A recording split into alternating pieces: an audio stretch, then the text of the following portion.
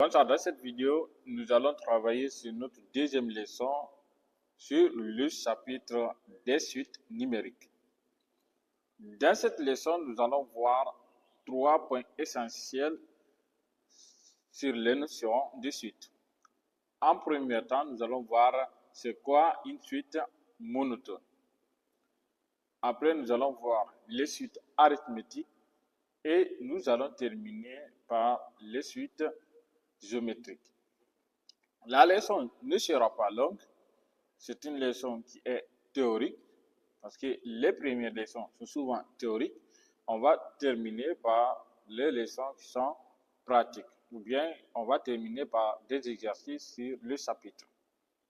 On commence ici par notre premier point, suite monotone. Là, nous prenons une suite UN telle que le petit n appartient d'un grand E qui est une partie de grand N. On nous dit si, quel que soit le petit n que nous prenons dans grand E, on a u de n plus 1 qui est supérieur ou égal à u de n, alors on dit que la suite est croissante. Si c'est strictement supérieur, on dit que la suite est strictement croissante. Quand c'est strict, c'est lorsqu'il n'y a pas l'égalité. Encore, si quel que soit n appartenant à grand E, on a u de n plus 1 qui est inférieur ou égal à u de n, alors dans ce cas, on dit que la suite est décroissante. En troisième point, si u de n plus 1 est égal à u de n, dans ce cas, la suite est constante. Il y a une remarque à ce niveau, c'est que si une suite est constante à partir d'un certain rang n, alors on dit qu'elle est stationnaire. Donc, une suite stationnaire, c'est une suite qui est constante à partir d'un certain rang n. Encore une deuxième remarque, on dit une suite est dite monotone si elle est soit croissante ou bien décroissante. La suite peut être aussi strictement croissante ou bien strictement décroissante. On va voir ici un premier exemple sur ce point. Ici, on nous demande de vérifier si la suite qui est là, u de n, qui est égale à la somme de k allant de 1 à n, de 1 sur k est croissante ou bien décroissante. Ça inclut également strictement croissante ou bien strictement décroissante, quel que soit le n que nous prenons dans n star. Pour cela, d'abord, nous allons essayer de réécrire notre suite qui est là. On a un qui est égal à la somme de k allant de 1 à n, de 1 sur k, qui s'écrivent 1 plus 1 demi plus 1 tiers plus jusqu'à 1 sur n. Donc, c'est la somme de partout. Plus nous varions ici la valeur de k, nous obtenons une valeur et c'est cette somme-là qui est notre suite. Et si nous calculons la suite in plus 1, c'est exactement 1 plus 1 demi plus 1 tiers jusqu'à 1 sur n. Cette fois-ci, plus 1 sur n plus 1. Parce qu'on a ajouté un autre terme à notre suite. N'oublions pas ce que nous voulons, c'est de comparer u de n et u de n plus 1. Parce que une fois que nous arrivons à comparer ces deux, on peut tirer ici l'une des trois conditions qu'on a vues dans la partie précédente. Et là, si nous regardons cette quantité qui est là, c'est bel et bien u de n. OK? Donc, ça, c'est u de n. C'est pourquoi ici, on va avoir u de n plus 1 qui est égal à u de n plus 1 sur n plus 1. Or, quel que soit ici le n que nous allons prendre à n star, 1 sur n plus 1 est bel et bien supérieur à 0, c'est-à-dire strictement supérieur à 0. Il n'y a pas une valeur ici dans n star qui va annuler cette expression qui est là. Dans ce cas, ce que nous allons faire, nous pouvons ici déplacer notre UN au premier membre. Donc, on va avoir U de n plus 1 moins U de n qui est supérieur à 0. Ici encore, ceci peut impliquer ici que U de n plus 1 est strictement supérieur à U de n. Et là, automatiquement, on tombe sur l'une des conditions, sur la monotonie qu'on a vue précédemment. Et là, on peut dire que notre suite est strictement croissante. Pourquoi? Parce que U de n plus 1 est supérieur ou égal à n. Si nous avions ici égal, on allait dire seulement croissante. Mais comme il n'y a pas égal là-bas, donc ça devient strictement croissante.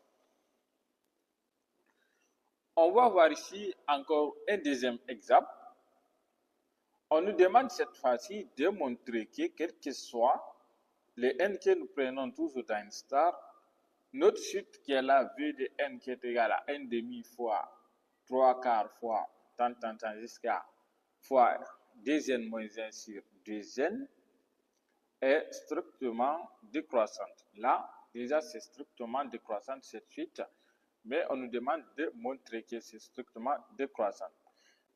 C'est que ici, nous devons montrer que V de n plus 1 est strictement inférieur à V de n. Si nous arrivons à montrer ici cette relation, dans ce cas, on a répondu à notre question. Mais là, on peut réécrire aussi notre suite d'une autre manière en utilisant ici le symbole produit. Donc, on a ici le produit de k allant de 1 à n, de 2k moins 1 sur 2k. S'écrivent de cette manière aussi, mais on ne va pas se servir de ça dans cet exemple. Ce qu'on va faire, on va chercher Vn plus 1, parce qu'on veut comparer ici Vn et Vn plus 1. Donc, si nous calculons Vn plus 1, nous allons obtenir exactement la relation qui est là. On peut remarquer ici qu'il y a une quantité qui est là, qui est exactement Vn, ok, multiplié par 2n plus 1 sur 2n plus 2. Ce qui va impliquer ici que Vn plus 1 est égal à Vn fois 2n plus 1 sur 2n plus 2. Le but ici, c'est de montrer que Vn plus 1 est strictement inférieur à Vn. Donc, ce qu'on va faire, comparer ici 2n plus 1 et 2n plus 2. On sait que 1 est strictement inférieur à 2, ce qui va impliquer ici en 2n plus 1 qui est strictement inférieur à 2n plus 2. Et là, si nous faisons le rapport entre ces deux, on va avoir 2n plus 1 sur 2n plus 2 qui est strictement inférieur à n. Or, cette quantité qui est là, c'est exactement Vn plus 1 sur Vn. Dans ce cas, ce qu'on va faire, on va obtenir ici que Vn plus 1 est strictement inférieur à Vn. D'où on peut dire ici que quel que soit le n que nous prenons dans n star, on a notre suite Vn qui est strictement décroissante. À présent, nous allons voir notre deuxième point qui concerne ici les suites arithmétiques.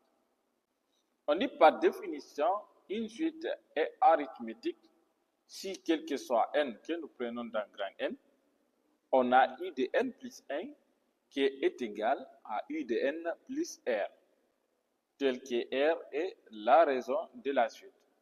Donc, si nous arrivons à écrire une suite de cette forme, c'est que la suite est arithmétique. On a ici deux propriétés.